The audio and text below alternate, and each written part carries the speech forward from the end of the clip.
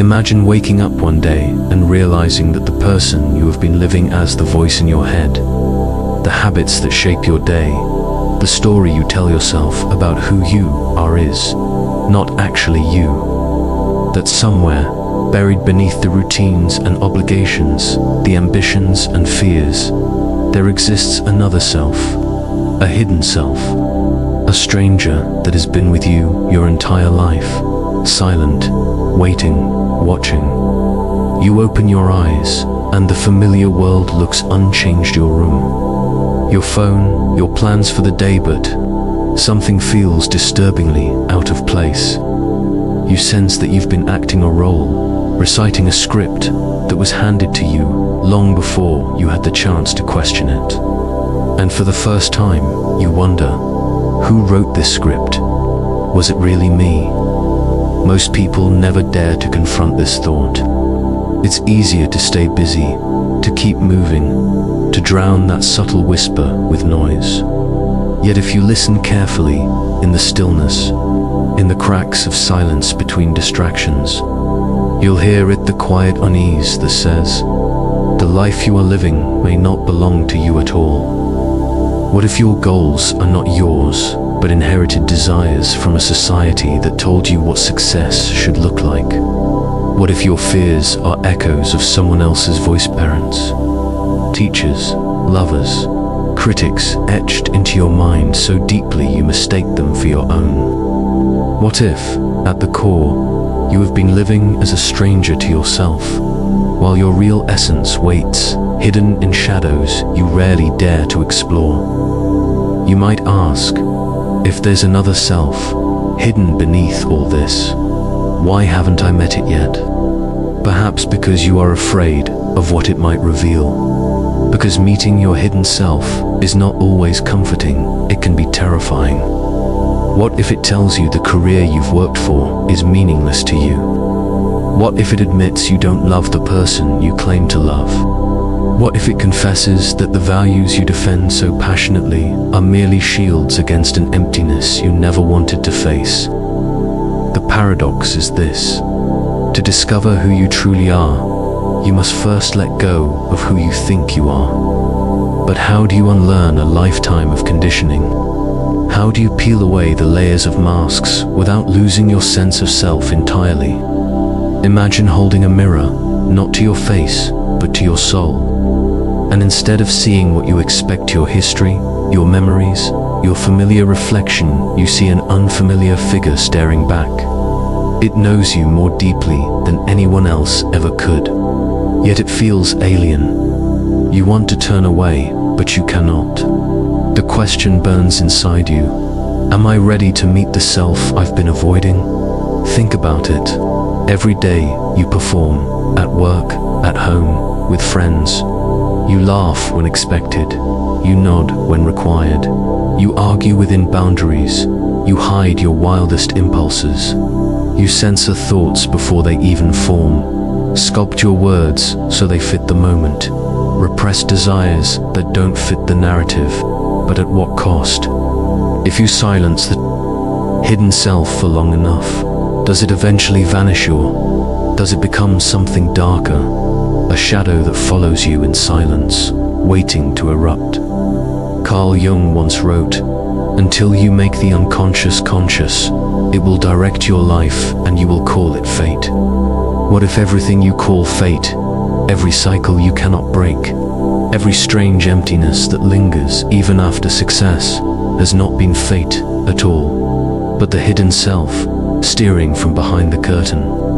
Isn't it unsettling to realize that the person who has been making your choices might not be your conscious self, but the unseen one? That your very sense of identity may be built upon borrowed pieces, cultural scripts, unexamined patterns. And so, the great question emerges. The one most people spend their lives avoiding because they fear the answer. Who are you, really? Not your job, not your family name, not your social mask, not the image in the mirror, but you. The raw essence, stripped of performance, stripped of obligation, stripped of illusion. Could it be that you've mistaken your mask for your face? That the life you cling to is nothing more than an elaborate disguise to keep you safe from confronting the raw, unshaped truth of your being? And if so, what happens the day the mask finally cracks? Perhaps that is why you are here, because on some level, you have felt the tension, the fracture between the life you live and the life that hides beneath it. Because some part of you already suspects the truth. There is a hidden self, and until you uncover it, you will never be whole. But uncovering it comes at a price. You cannot go back to sleep once your eyes open. You cannot unknow the truth once it reveals itself. Are you prepared to cross that threshold? Because what lies beyond may change everything. The hidden problem and its psychological philosophical roots, Section 2. The unease you feel when you sense a hidden self isn't accidental. It didn't appear out of nowhere. It is the residue of something deeper, a fracture born from the way we are raised, the way society molds us, the way consciousness itself develops. To understand why you feel torn, why you sense the mask but cannot remove it, we must descend into the psychological and philosophical roots of this hidden problem. From the moment you were born, you are not truly your own. You are given a name you did not choose, spoken to in a language you did not invent, raised under rules you never consented to. Before you even develop a sense of self, the world has already begun writing your story. Parents beam with pride when you smile at the right time, punish when you cry too loud, and reward you when you perform in ways that please them. Slowly, without knowing it, you learn that love is conditional, approval is conditional, even belonging is conditional. And so, you begin to hide. You tuck away the parts of yourself that don't fit the script, your wildness, your strangeness, your impulses that might bring shame or rejection. Carl Jung called this the formation of the shadow, the collection of everything you repress, deny, or banish in order to survive within the tribe. The shadow does not vanish simply because you ignore it.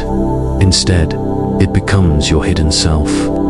And there it waits, beneath the surface, shaping your choices in silence. This repression creates a fundamental split. You learn to present a persona, a mask designed to win approval, gain acceptance, and protect you from rejection. But the more you invest in this persona, the more alienated you become from the raw, unfiltered self within. The more applause you get for the mask, the more terrified you become of losing it. Nietzsche warned us about this when he wrote, "Every profound spirit needs a mask. The tragedy is not in wearing the mask, is in forgetting that it is a mask." You start to believe the performance is who you are. You defend it fiercely, even when it suffocates you. Think about your ambitions. How many of them are truly your own? If you crave wealth, is it because you deeply desire abundance, or because the world told you that without it, you are nothing? If you chase status, is it because you want to express something profound, or because invisibility terrifies you? If you pursue love, is it because your soul aches for union, or because you were trained to see yourself as incomplete unless validated by another? Arthur Schopenhauer once observed that much of human striving is nothing more than the blind will to escape suffering. We run not toward truth, but away from pain, away from the fear of insignificance, rejection, and death. In doing so, we often mistake survival strategies for identity. You are praised for being responsible, so you cling to responsibility. You are punished for being too emotional, so you suppress your emotions. Over time, the survival strategy becomes your personality. But underneath, the hidden self quietly resents its exile. This is why you sometimes feel like a stranger to yourself. Why you achieve the things you were told would make you happy, only to find yourself strangely empty. Why, in quiet moments, a strange hollowness rises, asking questions you cannot silence. Because deep down, your hidden self remembers the parts you buried. It remembers the authenticity that was traded for acceptance.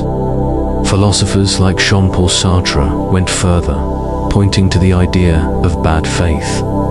He argued that much of human life is lived in self-deception, pretending to be what we are not in order to escape responsibility for what we truly are. The employee convinces themselves they are just doing their job. The spouse convinces themselves they have no choice. The student convinces themselves they must follow the path laid out for them. But Sartre reminds us, this is a lie. You always have a choice. You may not like the consequences, but you are always free. And it is precisely this freedom that terrifies us. Viktor Frankl, who endured the unimaginable suffering of concentration camps, wrote that man's deepest need is meaning. But meaning cannot be borrowed, cannot be given by society, family, or tradition alone. It must be confronted, chosen, lived authentically. When you ignore this, when you live only through borrowed meanings, the hidden self stirs. It whispers in the cracks of your contentment. It sabotages your peace, not out of malice, but out of necessity, because it knows the truth. A life without authenticity is not life at all, it is mere existence. And yet, here is the cruel paradox. The very systems designed to make you functional are the same systems that estrange you from your hidden self. Schools reward conformity, not individuality. Workplaces reward efficiency, not authenticity. Social media rewards performance, not truth. Every step of the way, you are encouraged to refine the mask, polish it, perfect it, while the self behind it rots in silence. This is why so many people feel restless, even when they have it all. It is why the successful CEO lies awake at night, wondering why victory tastes like ash. It is why the artist abandons their passion for a stable career, only to drown in regret decades later. It is why the teenager scrolls endlessly through curated lives online, feeling a gnawing void they cannot explain. Because in all of this striving, one question has been buried. What does my hidden self want? But here is where it gets even darker. The longer you ignore the hidden self, the more it twists in the shadows. Jung warned that whatever you repress grows stronger. Unacknowledged desires turn into addictions. Suppressed anger becomes depression. Ignored creativity mutates into envy and resentment. The hidden self, denied expression, eventually breaks through in distorted, destructive ways. And yet, the solution is not simple. To meet your hidden self requires courage to dismantle the illusions that protect you. The courage to risk rejection, to risk failure, to risk losing the life you built around the mask. The courage to stand naked before the truth of your being, without excuses, without borrowed scripts. It is here that philosophy, psychology, and raw human experience converge. The hidden problem is not that you have a hidden self. The problem is that you have forgotten it exists. You have mistaken your conditioning for your essence, your performance for your soul. And until you remember, until you dare to look inward, the hidden self will remain the invisible master of your fate. The Unseen Consequences, Section 3. The hidden self does not remain idle forever. Ignore it, and it begins to seep into every corner of your life, often in ways you do not recognize until it is too late. The tragedy of repression is not silence, it is distortion. What you bury does not vanish, it mutates. And the consequences of this mutation ripple through your choices, your relationships, even the way you perceive reality itself. Think about the patterns that repeat in your life. Why do you find yourself in the same kinds of relationships, the same conflicts, the same disappointments? Why do certain fears never seem to fade, no matter how much success or comfort you accumulate? The reason is not fate. It is the hidden self, silently orchestrating your steps, replaying unresolved scripts until you finally pay attention. You finally pay attention. Cognitive science sheds light on this. Your unconscious mind processes vastly more information than your conscious awareness. You believe you are making rational decisions, but in truth, most of your choices are guided by unconscious biases and buried emotions. Psychologists call it the cognitive unconscious, the vast, invisible machinery running beneath the surface of thought. And unless you confront it, you are little more than a puppet pulled by invisible strings. This is why so many people sabotage themselves. The person who longs for love but repeatedly chooses partners who cannot give it. The worker who dreams of freedom but clings to a job that crushes their spirit. The dreamer who yearns to create but procrastinates until the dream rots. These are not accidents. They are expressions of the hidden self, demanding to be seen. And yet, you tell yourself stories to justify it. You say, that's just how life is. You say, people don't change. You say, it wasn't meant to be. But beneath these stories lies a darker truth. You are protecting yourself from the pain of looking inward. You are avoiding the terrifying possibility that the life you built is not truly yours. Culture reinforces this avoidance. We live in an age of constant distraction notifications, endless entertainment, infinite scrolling. We mistake stimulation for meaning, busyness for purpose, consumption for fulfillment. But these are not answers. They are anesthetics. They numb the whisper of the hidden self, delaying the confrontation. The longer you delay, the more dangerous the reckoning becomes. Consider the psychological consequences. Suppress your anger, and it festers into bitterness. Deny your grief, and it calcifies into numbness. Ignore your need for authenticity, and it morphs into depression. Carl Jung described neurosis as the suffering of a soul that has not discovered its meaning. By this definition, much of modern suffering is not random, it is the direct consequence of ignoring the hidden self. But the consequences go beyond the individual. When entire societies repress their hidden selves, the effects spill into the collective. History is full of examples. Empires collapsing under the weight of their own illusions. Revolutions ignited by decades of suppressed voices. Cultures that traded truth for order until the lie became unbearable. The shadow that we deny collectively becomes the shadow that erupts in wars, in violence, in extremism. Humanity's greatest horrors are not born from rationality, but from the shadows we refuse to confront. And yet, the hidden self does not only manifest in destruction. Sometimes it reveals itself in subtler, more insidious ways than the quiet dissatisfaction of a life that looks perfect from the outside but feels hollow within. You may have seen this in people who have everything: wealth, status, family, yet radiate an emptiness they cannot explain. The hidden self, ignored for too long, drains the vitality from even the most successful lives. Think of the artist who abandons their craft to pursue stability. Decades later, they look at their safe, ordinary life and wonder why it feels so lifeless. The child who was scolded for being too curious becomes the adult who suppresses every question until their mind grows dull with conformity. The lover who settled for safety instead of passion spends their years haunted by the ghost of what might have been. These are not random regrets.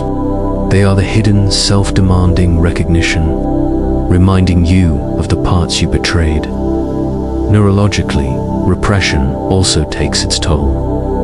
Studies show that suppressing emotions requires enormous cognitive energy. Over time, this constant strain depletes you, leaving you fatigued, anxious, unable to focus. You wonder why you feel burnt out, but the truth is that the burnout comes not from doing too much, but from being too little of yourself. You are exhausted not by life, but by the effort of maintaining the mask. And here lies the cruel irony. You spend your life perfecting a persona, believing it will protect you, believing it will secure love and belonging. But in the end, the mask isolates you. People may admire the mask, desire the mask, reward the mask, but the hidden self, the real essence, remains untouched, unseen, unloved. And so you feel lonely, even in a crowded room. You feel misunderstood, even among those who claim to know you best. Because how can anyone truly know you if you do not know? Perhaps this is the most devastating consequence of all, the slow erosion of your authenticity. Not in one grand betrayal, but in small, daily compromises. Every time you silence your truth to fit in, every time you laugh at a joke that wounds you, every time you choose comfort over courage, every time you betray the hidden self, you carve another crack into your soul. The cracks may not be visible, but you feel them. And if you continue, one day the structure collapses. So ask yourself, how much of your suffering is not from the world, but from the parts of yourself you have abandoned? How much of your bad luck is not chance, but the hidden self screaming through self-sabotage? How much of your emptiness is not a lack of achievement, but the silence of the voice you refuse to hear? The consequences are not abstract. They live in your body, in your relationships, in the choices you regret. They live in the subtle sense that life is passing by without ever truly being lived. And until you face them, they will only grow. But here is the turning point. If the hidden self has the power to sabotage and destroy, then it also holds the power to heal and transform. The same shadow that frightens you can become your greatest source of strength. You dare to face it. And that is where rebellion begins.